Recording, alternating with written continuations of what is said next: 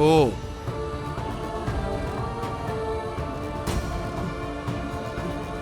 அண்ணா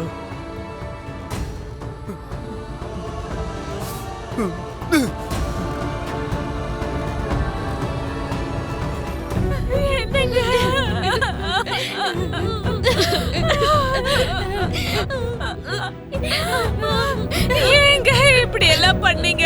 ஏன் பண்ணீங்க?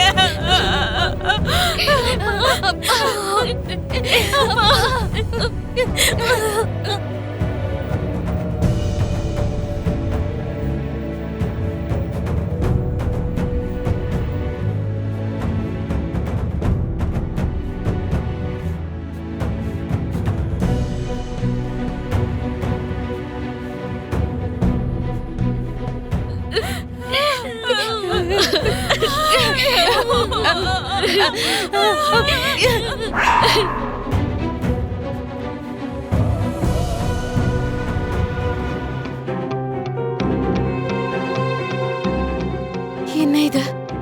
அவர் கால்ல மச்சம் இருக்கணுமே, இந்த கால்ல மச்சம் இல்ல.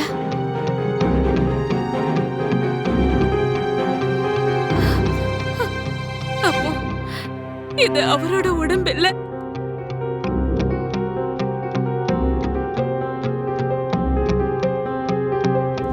இங்க பாருங்க சூர்யா சார், என்னோட மாமனாரு நீங்க சொல்ற மாதிரி தற்கொலை செஞ்சுக்கிட்டு செத்து போற அளவுக்கு பயந்தாங்கோலி கிடையாது. ஜெயிலுக்கு நான் போக போறேங்கிற பயம் அவருக்கு சுத்தமா இருந்ததில்ல. ஏன் சொல்றேன்னா, என் அம்மாவை கொன்னது, உங்க அண்ணனை கொன்னது என் மாமனார் கிடையாது சார். என் மாமனாரோட சாவுக்கு பின்னாடி ஏதோ ஒரு மிஸ்டரி இருக்கு, கண்டிப்பா இருக்கு. மிஸ்ட்ரியும் இல்ல, ஹிஸ்டரியும் இல்ல. உங்க அம்மாவை உங்க மாமா கொல்லலுங்கிறது உங்க குருட்டுத்தனமான நம்பிக்கை. அதுவும் இல்லாம உங்க அம்மாவை கொன்னாரா இல்லையாங்கிறது எனக்கு தேவையில்லாதது. ஆனா அப்பா மாதிரி வழி நடத்தி எனக்கு சோறு ஊட்டி ஒரு தாய் மாதிரி நல்லபடியா என்ன வளர்த்தாரு. எனக்கு அப்பா அம்மாவா இருந்தாரு. ஆனா என்னோட அண்ணனை கொல்ல வச்சது உன் மாமா கேபி தான். எங்க அம்மாவை அவரு கொலை பண்ணல. அதுக்கு சாட்சியா இருந்த உங்க அண்ணனை அவரு எங்க கொல்ல வைக்க போறாரு? உங்களுக்கு அது ஏன் புரியவே மாட்டேங்குது சார்? இங்க பாருங்க, உங்க அம்மாவையும் உங்க மாமனார் தான் கொன்னு இருக்காரு. அதை கன்ஃபார்ம் பண்ணிக்கோங்க. அதே மாதிரி உங்களுக்கு மட்டும் கிடைக்கணும்னு நினைக்கிற உங்களோட அப்பா பாசம் அபூர்வாவோட பொண்ணுக்கு கிடைக்குதுங்கிறதுனால அந்த வெறுப்புல தான் நீங்க இப்படி எல்லாம் பேசுறீங்க. வெறுப்புக்கான இந்த வியாதிக்கு சைக்காலஜில நிச்சயமா ஏதாவது ஒரு பேர் இருக்கதான் செய்யும். நல்ல சைக்காட்ரிஸ்ட பார்த்து ட்ரீட்மெண்ட் எடுத்துக்கோங்க. உடனே போய் எப்படியாவது இந்த விஷயத்தை பூமி கிட்ட சொல்லணும்.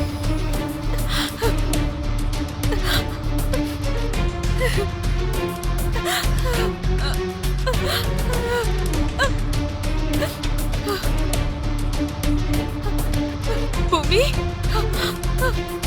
அப்பதான் அபூர்வா மேடம் உங்களுக்கு சாதாரண ஆளா தெரிவாங்க. சார் நான் சொல்றது கொஞ்சம். பூமி, இதுக்கு மேல நான் எங்க சொல்றது. ஆமா பூமி, என் கூட கொஞ்சம் சீக்கிரம் வாமா.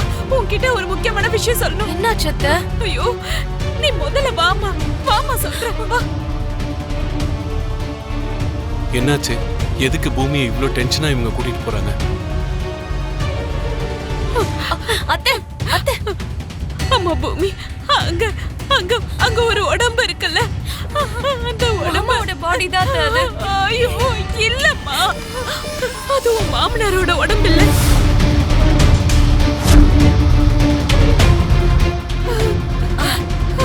என்ன சொல்றீங்க அத்தை?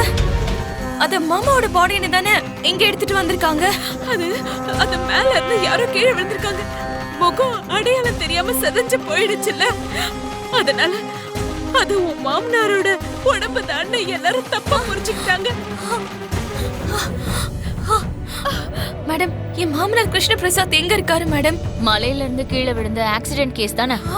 ஆமா மேடம். நேரா போய் லெஃப்ட் திரும்புங்க, அங்க ஃபர்ஸ்ட் ரூம். வாங்க.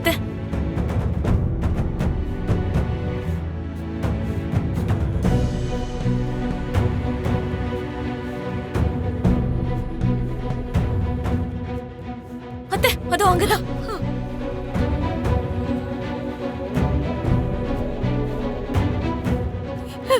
எனக்கு அவரை பார்க்கணும் போல இருக்குப்பா. பார்க்கலாம் வாங்க அத்தை. வாங்க.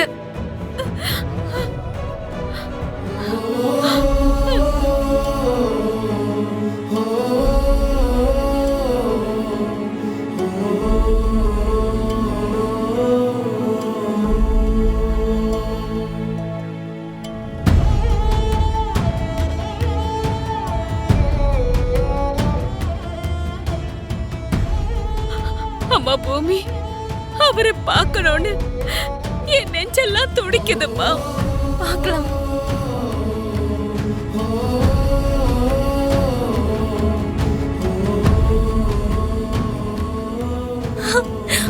அத்தை, மாமா.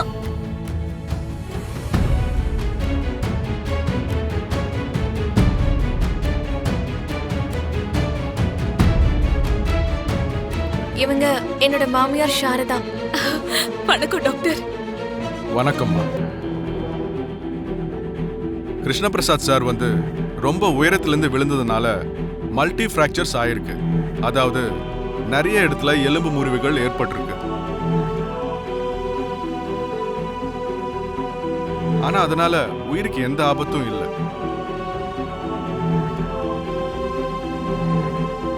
ஆனா என்ன, அவரு குணமாகறதுக்கு கொஞ்சம் டைம் எடுக்கும்.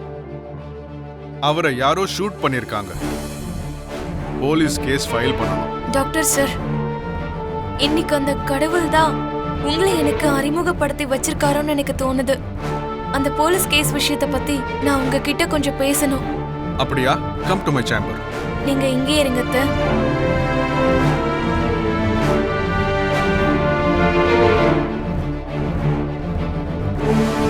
பர்சனலா உங்க மாமனார யாரோ கொலை பண்ண நினைச்சிருக்காங்க. எஸ்பி மூலமாவும் உயிருக்கு ஆபத்து இருக்கு. உங்க மாமனார் விஷயத்துல ஹாஸ்பிட்டல்ல இருந்து போலீஸ் கேஸ் போடாம இருக்கிறது கொஞ்சம் ரிஸ்க் தான். ஆனா உங்க அப்பாக்காகவும் போராடி ஜெயிச்ச உங்களுக்காகவும் நான் அந்த ரிஸ்கை ஏத்துக்கிறேன். Thank you doctor sir, thank you so much. பாத்தீங்களா அத்தை, டாக்டரோட உருவத்துல அந்த கடவுள் நமக்கு எப்படி ஒரு வழியை காட்டியிருக்காருன்னு. இதெல்லாம் நல்லா இருக்குமா.